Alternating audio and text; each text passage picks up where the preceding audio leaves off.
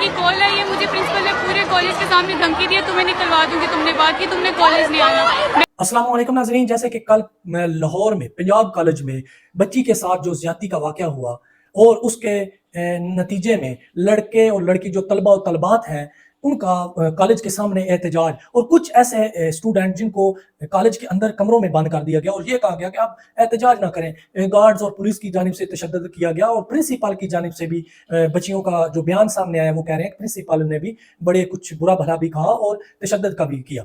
तो बच्चियों के जो बयान है वो भी आपको मैं सुनाऊंगा, लेकिन उससे पहले ये बात सामने अब आ रही है, लोग सवाल उठा रहे हैं कि अगर पंजाब कॉलेज का गार्ड जिसने ज्यादती की तो पंजाब कॉलेज की इंतजामिया अब तक उसे सामने ले आती और अब तक उन्होंने मामला हल भी करवा लेना था उसे पेश करके कि ये ज्यादती जो गार्ड ने की है उन्होंने तो शबाश लेनी थी कि इसे सजा दी जाए, इसने ज्यादती किया जो भी।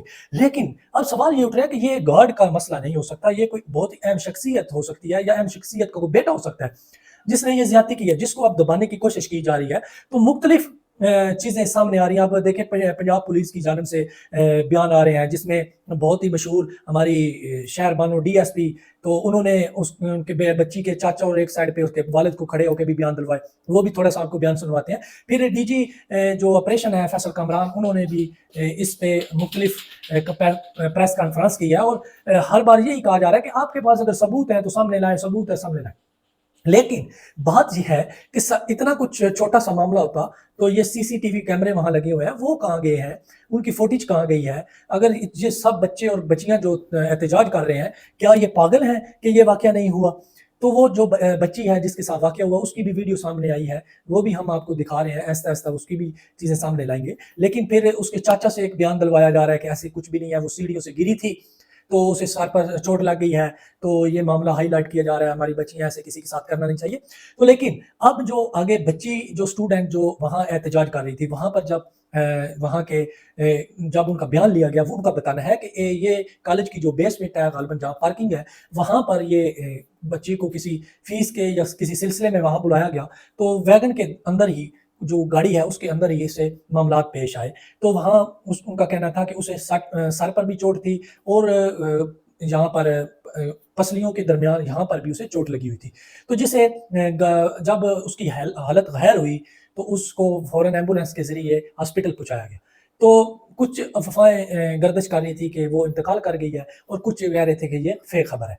तो जैसे कि ये मामला पेश आया उसके बाद पूरे पाकिस्तान में क्योंकि सोशल मीडिया का दौर है, जिस तरह स्टूडेंटों पर वहाँ के गार्ड्स तशद्दुद कर रहे थे, बच्चियों पर भी तशद्दुद किया गया एहतजाज के दौरान, तो वो वीडियोस वायरल हुई और पाकिस्तान की आवाम की जानब से इसे काफ़ी मजम्मत की गई और लोग अपनी फेसबुक पर जितने भी सोशल मीडिया प्लेटफॉर्म है उन पर इसकी मजम्मत करें। सीधी सी बात है कि आपने कुछ टाइम चंद महीनों पहले कराची में एक वाक़या हुआ, एक प्राडो गाड़ी बड़े में बाप और बेटी को उसने कुचल दिया, मार दिया। क्या हुआ? कुछ भी नहीं हुआ, वो जेल गई, राजी हो गए, राजीनामा बना, मुंह मांगे पैसे उन्हें दिए गए, वो बाहर फिर रही आजाद। बात करने का मकसद है, इससे पहले भी अगर आप वाकये देख लें तो अमीरों के लिए ये कानून अलग है, गरीब बंदे के लिए अलग है। तो यहाँ पर अब भी लोग अक्सर ये लिखते और कहते नजर आए हैं कि इसका भी कुछ नहीं बनेगा, ये भी कुछ दिन तक हाईलाइट होगा, उसके बाद इसे भी खामोशी से चुप करवा दिया जाएगा। तो बात करने का मकसद है कि अब थोड़ा सा कौम को भी जागना होगा, खास तौर पर पंजाब की कौम को, कि जिस तरह आपके साथ ये जुल्म ज्यादती हो रही है, जिस तरह यहाँ पर अमीर और गरीब के में फ़र्क जाना जाता है और उनके लिए अलग अलग कानून है, इसको ख़त्म करवाएं। ये ख़त्म आपने करवाने हैं। ये बच्ची जिस के साथ ज्यादती हुई है, ये बच्ची आज एक बच्ची नहीं, इससे पहले कई बच्चियों के साथ ज्यादती हो चुकी होगी, लेकिन ये इशू, ये मामला हाईलाइट हुआ, इसको अगर दबा दिया गया आज तो इसके बाद ऐसे वाकयात होते नजर आएंगे। इस तरह की एक भावलपुर वाले वाकयात को भी इसी तरह एक बड़े ही सीनियर एंकर इकरार उल हसन ने हाईलाइट किया, लेकिन क्या बना? उसे भी दबा दिया गया। थ्रेड्स आए, जिस तरह थ्रेड्स दिए जाते हैं, उसके बाद इन्हें धमकाया जाता है। ये एक बड़ी लंबी गेम है और बड़ा वो कहते हैं ना ताकतवर ये माफिया। तो इसलिए हमारा जहां तक काम था इसकी मजम्मत करना, आप लोगों को तक ये चीजें पहुंचाना। तो आपने ये साथ ऐसा ऐसा वीडियो भी साथ साथ देख रहे हैं, जो बच्ची कह रही है वो भी थोड़ा सा आप आगे सुनाते हैं, सुनिए ये वो क्या कहती है।